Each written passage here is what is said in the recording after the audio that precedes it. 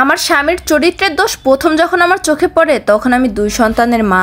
মেয়েটি তখন ক্লাস 6-এ আর ছেলেটি 3য় শ্রেণীতে পড়ে। সে যে মেয়েটির সাথে সম্পর্ক গড়ে তোলে সে বিবাহিত, তবে স্বামী স্ত্রীর মধ্যে বনিবনা না হওয়াতে তারা আলাদা থাকে। অফিসের ট্যুরের নাম দিয়ে সে মেয়েটির সাথে বিভিন্ন জায়গায় ঘুরতে যেত, কয়েকদিন কাটিয়ে বাড়ি ফিরতো।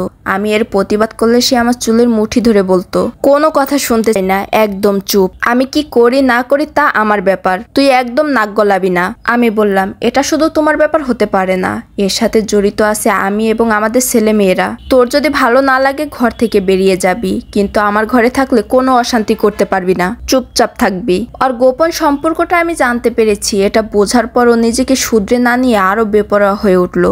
আগে তো মেয়েটিকে নিয়ে ঘুরতে গেলে যাওয়ার সময় আমাকে বলতো অফিসের কাজে যাচ্ছি, এখন আর সেটা বলারও প্রয়োজন বোধ করে না। তার বেপরোয়ার আরেকটি উদাহরণ হলো, আমি যখন ছেলে মেয়েদের নিয়ে ঘুমিয়ে থাকতাম সে তখন অন্য একটা রুমে মেয়েটির সাথে ফোনে সারা রাত কথা বলতো।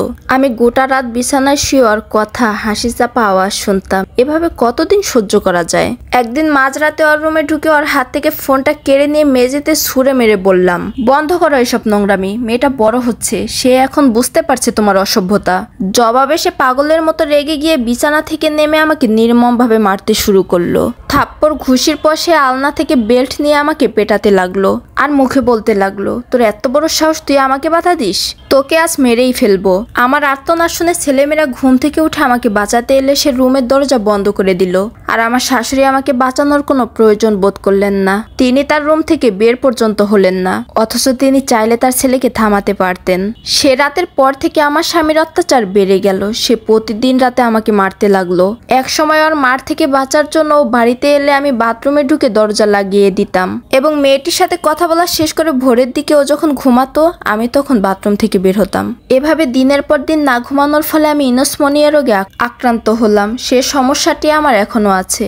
সংসার বাঁচানোর জন্য মরিয়া হয়ে একদিন শাশুড়ির কাছে গেলাম, কারণ তার কথা ছেলে অক্ষরে অক্ষরে মানে। আমি চোখের পানি ফেলে ওনাকে বললাম, মা আপনি তো সব দেখছেন, সব জানেন, দয়া করে ওকে থামান। তিনি ছেলেকে দোষ না দিয়ে সব দোষ আমার উপর চাপিয়ে দিলেন। তিনি বললেন, দোষ তো তোমার উপর ছেলে খুশি না বলেই তো অন্যদিকে গেছে, এখন নেকি কান্না কেঁদে লাভ নেই।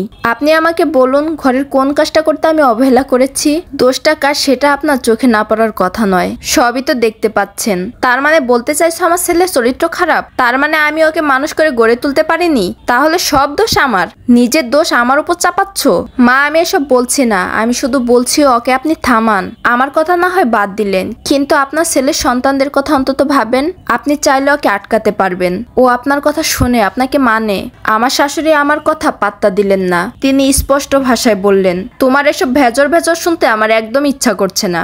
আমি কি করব না করব তা আমার ব্যাপার, তোমার কাছ থেকে শুনতে চাই না, যাও সামনে থেকে। হাত দিয়ে চোখের পানি মুছে ওনার রুম থেকে বেরিয়ে এলাম। তারপর আমার সামনে আর কোনো পথ খোলা রইল না। ছেলে মেয়েকে নিয়ে চিরতরে স্বামীর বাড়ি থেকে বেরিয়ে এলাম।